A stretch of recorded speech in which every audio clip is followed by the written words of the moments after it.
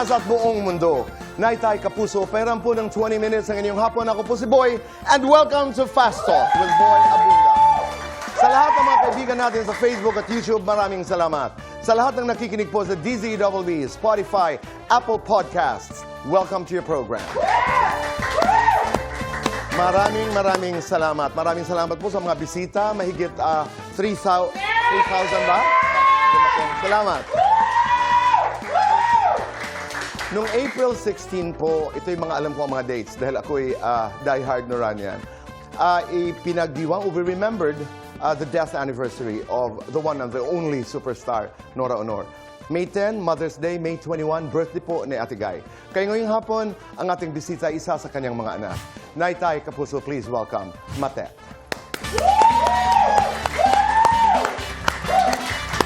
Yes. Good boy, good afternoon. Napakaganda mo naman ngayon. Ako, pinagandaan ko siyempre. Dito ako sa'yo magigis. Maraming salamat. Thank you din po. Kumusta? Okay naman po kami. Maganda pa rin po naman ako. Oo naman. Nakikita naman yan at ay, hindi maikakaila yan. Opo. Nakita ko si Mickey at Ang bunso ko po ang naman. iyong bunso. Para hindi po ako masyadong kabahan sa mga magaganap. Ito yung support group. Yes. Ika nga. Okay. Katulad ng sabi ko kanina, April 16, nagdiwang tayo. Ako, I celebrated. I remembered the death anniversary of your mother, who was very close to me. Pag ganitong mga pagkakataon, anong namimiss mo kay Ate Guy bilang anak? Si Mommy po kasi, actually, ngayon, ay nung bago siya nawala, hindi na niya kami masyadong pinapansin. Hindi na masyado. Pag pumupunta sa bahay niya, nagpapaka-busy siya sa mga bata. Ang gusto niya, yung mga anak namin, lahat sila malilikot, magugulo, tinatalunan siya. Yun yung mga gusto niya. Pinapakanta niya mga bata, pati rin po kami. Papakantahin niya lang, tapos manunood lang siya sa amin. Okay. Pero walang problema. Ano yung ibig sabihin ng hindi niya? Hindi na po kami, sige, dyan na kayo. Okay. I know what you Ganon, mean. dyan na kayo. Kumain na lang kayo dyan. Yung mga bata, sa kwarto Yun niya. ang kanyang mundo. Hindi po ako sanay eh. Like, what I told you last time na nag-guest That's po ako right. dito. Akala namin gusto niya magpahinga. Akala namin gusto niyang me time. But gusto niya pala ng intrusive. Okay. So yun po yung mga bata. Nakukuha ko yun. Apo. At naiintindihan ko yun. Yes. May para bagang tapos ng inyong panahon, akin na Opo. yung mga bata, kami na ang maglalaro at Mga bata po ang bumawi. Oo. Mother's Day, May 10, birthday ni Ate Guy, May 21. Ito tatlong tanong ko. Anong klaseng ina si Ate Guy? At anong klase kang anak? At ang pangatlo, naging anong klase kang ina dahil kay Ate Guy? Okay. Unang-una po, si Mommy, she's, hindi naman po disciplinarian na namamalo. But she didn't have to hurt us. Hindi niya kailangan kaming paluin. Maniwala ko kayo sa hindi, yung mata niya po. Pagpasok ng kwarto, tawagin mo si Matet. Ang card, ang report card. Pagpasok ko, nakaganon si Mami sa akin. Mami, tapos parang may ihipo ako sa salawal. Yun na po yun. Pinaghihirapan ko, wala akong ipapamana sa inyo, kung di ang edukasyon ninyo. Yun po yun, kasi 4 quarters, di ba? First quarter, second, so mga 4 times a year niya, wala akong ipapamana kundi mga edukasyon. Puro ganun. Okay. Kumusta ka bilang anak? Hindi naman po lingid sa kaalaman ng lahat na ako po ang pinakasutil niyang anak. Ako po ang, sabi ko nga, ako po yung namuti ang buhok ni Mami. Dahil sa akin, lalo na po nung nag-high school ako. Ano yung pinaka-grabing nagawa mo bilang pinakasutil na anak? Naku po, ang bilin po ng aking Mami, 16, pwede ka na mag-boyfriend. Okay. Sabi po niya sa akin, nakasakay kami sa, pinasara niya ang Fiesta Carnival, nakasakay kami sa Ferris wheel doon. Anak, sabi niya, 16, pwede ka na mag-boyfriend. Ang Fiesta Carnival po ay nasa Cubao. Yes, pinasara niya po yan for us, kaming tatlo nila, Kiko and Ken. And then, 13, may boylet na mi. Nagalit. Yun yung pinapahuli niya ako. Mami, may pasok po kami. Naisip niya, linggo, may pasok. Pinapunta ang driver sa school. Walang tao. Asan si Matet? Ayun na, lagot. Pinahuli ka? So, opo, talagang hindi mo may isip na gagawin ng isang Nora Honor. No? But we are her children. That's right. So, talagang ginampanan niya ng mabuti yun. At nahuli ka naman. Actually, opo. Maraming beses nahuli niya ako. Fast forward to today, anong klaseng ina ka dahil sa iyong mommy? Ngayon po, I'm a fun mom. Diba, Mia? I'm fun. I play with them. Sinasakyan ko yung trip nila ng panganay, ng pangalawa, tsaka ng bunso. Very childish. And I'm strict also. Because ang turo po sa amin ni Mommy, huwag mambabastos ng kahit na sino. Respetuhin ang lahat ng tao. Lahat ng klase ng tao, mababa hanggang sa taas. So, yun po, gusto ko marespeto ang mga anak ko. Okay. Punta tayo sa April 16. Nagkaroon ng death anniversary tribute para kay Ate Guy sa Libingan ng Mga Bayani. Apo. This was, I think, organized by Ian. Pagkatapos, kayong si si Lotlot, si Kiko at saka si Kenneth at ikaw ay nagkaroon ng mass, no, in a different place. Yes. What was that? Actually po, si Kiko was with, Ian. I'm sorry, Okay. yeah, Ian. Magkasama po sila. Late lang si Kiko as usual. But kami pong tatlo, si ate, si ako, at saka si Kenneth. Ken, we chose to parang doon na lang sa kung saan medyo tahimik po, Tito Boy. Because what happened last year, it was very, very painful for us. And sa mga nawalan, naiintindihan ninyo na bumabalik po lahat. What happened nung araw na yan? Okay. We were not ready at all to face the fans. We were not ready. Okay. Yes, hindi po kami handa na humarap sa mga tao because alam po yan ng mga anak ko, alam ng asawa ko na I'm sorry live po tayo pero lagi ako nakainom. Okay. Before, Okay. you know, yeah. Oh, pero siyempre ang hindi maintindihan, you know, I'm hearing this for the first time. Meron doon sa Libingan ng Mga Bayani, bakit meron kayong hiwalay? Can you make me understand? Hiwalay po ang mass. Ang mass, Yeah, oh. we were ready. Were you invited? Doon sa Libingan ng Mga Bayani? Actually, nung una po siyang, nag-announce po kasi, may announcement po na lumabas. Okay. Sa, can I say the social media site? The Facebook, lumabas po na may invitation for the mass. But, Invitation for everybody. everyone. Okay. Yeah. But, personal na call or message, kami po for sure ni ate, wala. So, nahiya naman kami. Okay. Yeah, but before, siguro a week or two before April 16, nagparating po ng message si Ian na baka pwedeng, gusto nyo? Parang gano'n. Gusto nyo dito okay. na lang. But yun nga, Nagparating siya ng mensahe. yes. Okay. Ang reason po namin is hindi po kami handang humarap sa mga tao. Okay. April 21, nag-post ka ng litrato ninyong apat, si Lot, si Kenneth, si Kiko at ikaw. At may caption ka doon. At ang sabi mo, eto nga pala ang ngiti ng mga ampon na walang mana. Ano ang ibig sabihin noon? Yun naman po yung sinasabi ng mga tao eh.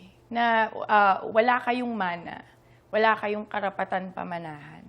Laging ganun. Mabuti nga, parang, mabuti nga inampun pa kayo eh. Yung oras para kay Ian, binigay pa sa inyo. Kaagaw na kayo ni Ian, buong buhay niya. Maging masaya na kayo na binihisan at pinag-aral kayo, pinakain kayo. So, dun po, Nanggagaling yun. kumulo ako na as if we're not thankful. We're grateful to her. I'm here with you, talking to you, Tito Boy, Right. because of my mom. You know, I am matet because of my mother. Naiintindihan ko. So, I'm grateful. Sila parang puro mana po na sa isip ng mga tao. Diba? Katulad na lamang, may sinagot kang comment at sabi mo, mana, wala, bastusan, meron. Mayaman po kami dyan. Saan? Sa bastusan. Talaga? Ang yaman. Alam niyo po, mula gumising kami sa umaga hanggang matulog kami, may merienda pa po yan. Yan ang pagkain namin. Lagi kami inaano ng tao ng mana, mana, mana. Hindi na nila inisip na hindi naman isang taon ang pagluluksa. Hindi po 1 year yan. Tuloy-tuloy. So parang, respetuhin niyo naman kami. Ayoko pong umiyak dito kasi matutuwa na naman yung mga Pero respetuhin niyo naman kami kasi inaalala pa namin si Mami. Hindi po namin iniisip yung mana na yan and wala kaming hinihingi, wala kaming kiniklaim. Sorry po, ayoko talaga umiyak dito. Ang ganda ko, no? Okay. Ayoko talaga. But please respect us, not just me, but my brothers too.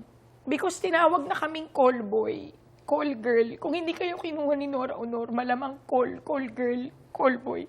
I think Mommy would be happy kung buhay siya na nalalaman niya na sinasabi niyo yan. Ako okay lang ako kasi Tito Boy, okay lang. But my brothers, hindi po artist ang mga kapatid ko. At ikaw lumalaban. Yes. Pero still, that doesn't give permission to anyone na tawagin kayo ng kung ano-ano. Yes. I understand the pain. Pero balik lang lamang ako doon, Matet, para mas klaro ang pag-uusap. May away ba kayo, apat, laban kay Ian? Actually, hindi ko po masabing away, Okay. but misunderstanding, Tito Boy. Alright. Kasi Ian granted Rico Hizon, my friend, an interview. Yeah. At doon sa interview na yon, sinabi niya that he is the sole legal heir of Nora Honor's estate and legacy. Ano ang reaksyon mo doon? Totoo naman po Totoo naman. Wala naman pong pagdududa doon. Kumbaga, kahit nga hindi niya nasabihin Okay. Understandable. Alam na po ng lahat yan. Okay. Nagtatag siya ng one-person corporation na mamamahala ng Nora Honor Foundation and Nora Honor Enterprise. Alam niyo ito? Did he tell you about this? Or kasama ba kayo dito? Hindi po kami kasama. And nalaman na lang po namin about yung dalawa, the enterprise and Enterprise and the foundation. sa social media din po. Okay. Ito ba'y in conflict sa iyong pananaw doon sa foundation na itinatag din ni ate mo, ni Lot? Di ba? I mean, there's a foundation, kung hindi ako nagkakamali. Nung shortly after Mom passed away, nagmadali po kami na magtayo ng foundation because ang dami pong gustong, ang daming gustong mag-ano ng ni Mami. Capitalize po ba tawag doon? Parang gusto nilang gumawa agad ng mga foundation and everything. So nagmadali kami. Kasi kailangan, kaming 5 yun. Kaming Alright. 5 po yun. So doon sa talaga. foundation na yun, kayong 5 ang kasama? Dapat po. Oo. Pero dito sa one-person corporation, kung hindi po ako nagkakamali, ayon doon sa interview ni Ian kay Rico Hizon, sinabi niyang ipinaalam sa inyo yung pagtatatag ng one-person corporation. No, Tito. Hindi. So wala kahit tawag, kahit pagpapabusina, kahit... Baka po yung 2 boys. Baka po alam nila. Okay. But kami ni ate, definitely wala po. Ang pagkasabi dito, ipinaalam niya raw sa inyo ang pagtatag ng OPC at kasama kayo sa plano, although sa papel, it looks like si Ian lamang ang incorporator. Si Lot kasi in an interview, she denied this through a statement. Yes. Oo. Actually, nandun na po lahat sa statement ni Ate Lot. Kaya lang may mga tao po talaga na hindi pinili na basahin yung buong statement. Okay. Binasa lang po nila at inintindi nila kung ano yung gusto nilang maintindihan. So, hindi po nila binasa. Hindi po kami kasama. Hindi po kami nasabihan. Hindi po kami kasama. Okay. When was the last time you spoke to Ian? Last year. Anong klaseng pag-uusap meron kayo? Parang di masyado. Sa palagay mo, Matet, paano kaya ito maaayos? You have an idea kung paano ito maaayos? You have no idea. Wala po. Ako naman ang iniisip ko, sa palagay mo, sa mga nangyayari ngayon, sa inyong magkakapatid, kung buhay ang Ate Guy, ano kaya ang sinasabi niya? Galit po yun. Magagalit. Kasi nag-aaway kami, si Ken and me, yung bunso. Nag-aaway kami, binablock ko pa nga yun. Nag-aaway kami and may chat siya sa akin, Matet, anak. Sinadya niya pa. Pinapunta niya ako sa bahay niya, nandun si Kenneth. Ang gusto niya, magbabate. So, naintindihan ko po yan ngayon, na nanay na ako. Because nag-aaway din ang panganay ko at ang pangalawa. So, I want them to be, Oo. ayaw niya po ng ganito. Ako bilang kaibigan, bilang tagahanga ng Ate Guy, I am interested to know this. May iniwan ba siya na mga properties, halimbawa, estate? May naiwan ba siyang last will and testament to your knowledge? Sa yung pong mga properties, madami po talaga. No, kasi mga ininvest po ng parang nila ni Lola. Oo.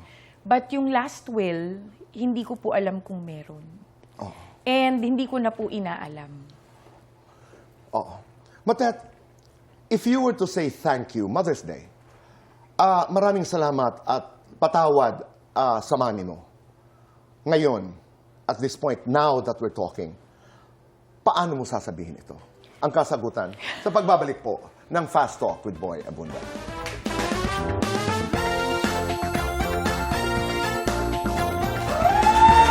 Kami nagbabalik po dito sa Fast Talk with Boy Abunda. Kasama po natin si Matet. Bago natin pagpatuloy ang ating kwentuhan, mag-Fast Talk muna tayo. Ayan na, live! Sabi ko sa inyo, huwag akong ayaw sa live. Okay. Matet, ina o anak? Ina, Usok, apoy. apoy, Dugo, laman. laman, Away, bati. bate, Ganti, api. api, Pera, oras. oras, Patol, deadma. patol, Matapang, maldita. maldita, Palatanong, palasagot. palasagot, TV, TikTok. TikTok, Live selling, live singing. live selling, Napipikon ako kapag nangaapi ng ibang tao. mabait ako kapag Binigyan ako ng magsasalita ako kapag sobra na. mananahimik ako kapag Tinatamad ako. one word. Describe yourself as a lover. Oh, I'm lover. I love like you. that. I like that. Oh. Oh. Yun na yun. One word. Describe yourself as an enemy. Malala po ako. One word. Describe yourself as a sister. Loving, mabait, makulit. As a mother. Ganun din po. Describe yourself as a daughter. Sutil. Lights on and lights off. Off. Happiness or chocolates. Both. Best time for both. The whole day. Pwede. Wala akong uurungan, pwera na lang. Yung panganay ko pong anak. Oy, oo. Okay, bago ang lahat, you are part of Apoy sa dugo. Yes. Promote ka. Nako, Kailangan panuurin nyo. kapitbahay natin yan. Bago ang Fast Talk, meron tayong apoy sa dugo. Napakalala ng mga eksena. Hindi po ako ganyan as a mom. Oo, wag niyo sanang totohanin masyado. Pero nako, Tito Boy, I love this project. Napakagandang project. Supportahan po natin ang Apoy sa Yes. dugo. Yan po ang ating mapapanood bago ang Fast Talk. Yes. Alam mo, sumasagot ka sa mga bashers. Meron kang pamantayan kung sinong sasagutin at sinong hindi. Kung saan lang po ako na alam niyo, Nakakante. Tito Boy, kasi kaya ako sumasagot, hindi po dahil nasasaktan ako eh. Sumasagot ako kasi gusto ko silang paglaruan. Yes, pinaglalaruan kasi nila ako. So, kung anong binibigay nila sa akin, yun lang din ang ibabalik ko sa kanila. But sometimes, lalo na pag mainit ang ulo ko sa kung ano mang bagay, medyo below the belt ako sumagot. Oo. Lalo na, ako, nadaanan ko yan eh, yung ingrata, walang utang na loob, katulad ng Yes. mga sinabi mo kanina, yan hindi mo pinalalampas yan. Hindi po. Minsan pinababayaan ko. Depende po yung Tito Boy sa mood ko. Oo. Pag medyo masaya, pinalalampas. Oo, busy ako. Ako, yung mga anak ko, maglalaro kami. Gano'n. Okay na yun. Pero pagka, wala akong magawa. O, sige na nga. Kung ano, wala na. Opo. Pero, alam niyo po, nung I was part of the management team of Ate Guy, naalala ko, nasa Montessori ka, ganito ka Bata po po ako. sobrang bata, di ba? Pag binabalikan mo yung kabataan mo, Matet, ano yung pinakamasaya? Masaya po ako, yung mga kapatid ko. Si Kiko and si Ken. Masaya po ako kasi sabay-sabay kaming lumaki, sabay-sabay kaming naglaro ng rugby, nagdikit ang mga rugby sa kamay namin. Hindi namin alam paano tatanggalin. Naglaro kami ng lupa. Masaya po ang childhood ko because of Kiko and Ken. Ngayon, sabi ko nga malapit ng Mother's Day, if you were to say thank you and sorry sa iyong ina, si Ate Guy, anong sasabihin mo? Unahin ko po yung sorry siguro. Sorry kasi, yun nga, akala namin ayaw niya ng magulo. Ayaw niya ng, makulit and She wanted more time pala with us. Oo. And thank you because kung hindi po sa kanya, hindi lang dahil magiging artista kaming ganito ni ate, no? Hindi po yun. Hindi ako lalaking ganitong klase ng mama. Ganito magmahal na mama. At parang siguro hindi ko rin alam kung anong gagawin ko kung hindi naturuan ako ng nanay ko ng mabuti. Sa napakaraming mga fans ni Ate Guy na nagmamasid sa ating pag-uusap ngayon, ano ang nais mong iparating sa kanila? Ako, Tito Boy, kahit na po maraming bashers, marami pa rin po ang nagmamahal sa amin ni ate. Maraming salamat po sa inyo dahil sinusuportahan niyo pa rin kami, mahal niyo pa rin kami, either way, kung ano man ho yung naririnig ninyo. So, maraming salamat po sa inyo. God bless po. Oo. Sa mga bashers. Ako, gumawa po kayo ng mas may kabuluhan sa buhay ninyo. Bawat letra na isinusulat ninyo sa inyong mga comments, nakatingin ang Panginoon sa inyo. So mag-ingat po kayo. Let's end there. Yes. Maraming salamat, Ate. Thank you, very Tito Boy. much. Salamat po. Salamat. Thank you, Pastor. Maraming salamat. Nikki, salamat. Maraming salamat po sa inyong pagpapatuloy sa amin sa inyong mga tahanan araw-araw. Be kind, sabi nga natin, at piliin ang tama, dihuan tama. And goodbye for now, and God bless.